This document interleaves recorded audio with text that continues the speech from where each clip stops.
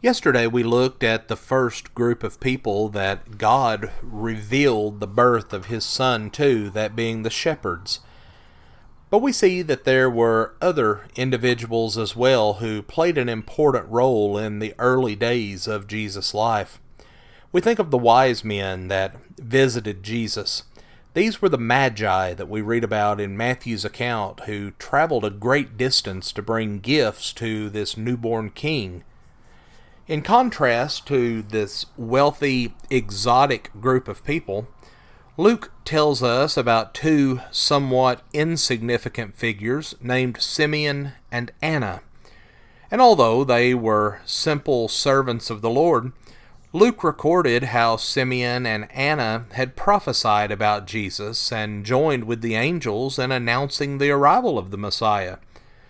Joseph and Mary had brought Jesus to the temple to complete the Jewish rites associated with the birth of a male child. These were ancient Jewish practices that remind us that Jesus was Jewish and lived under the old law.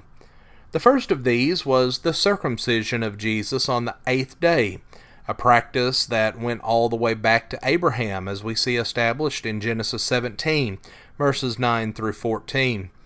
The second was presenting Jesus to the Lord as the firstborn male child, which was established in Exodus 13, verses 1 and 2.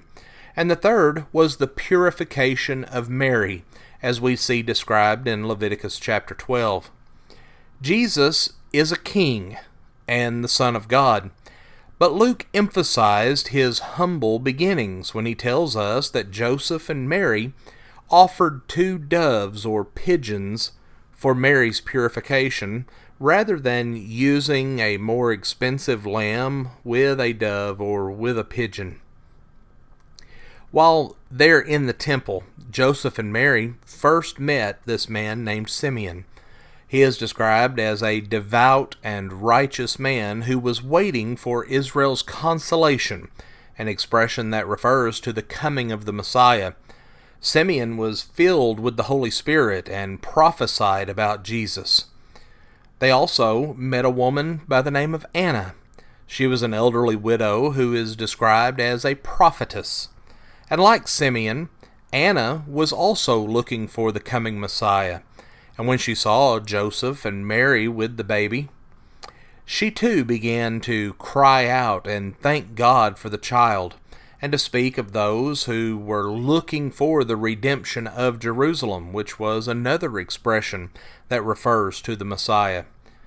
Simeon's words, though, were especially significant in regard to the future of this baby.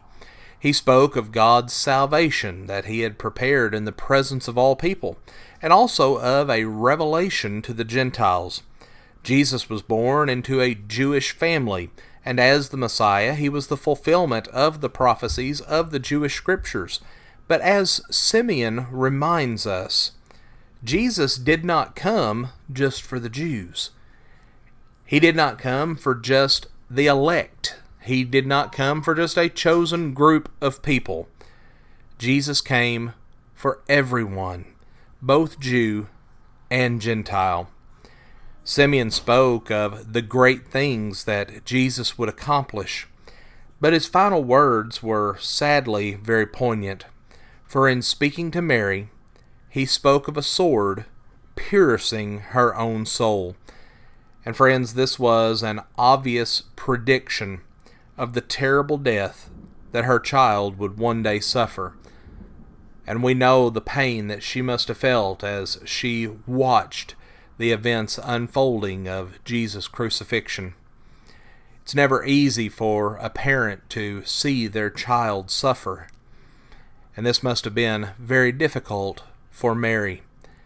But here, just days after the birth of Jesus, it's already being prophesied of the way that He was going to die in such a tragic fashion. Friends, we want to thank you for joining us for our program today. We hope that God blesses you with a wonderful day.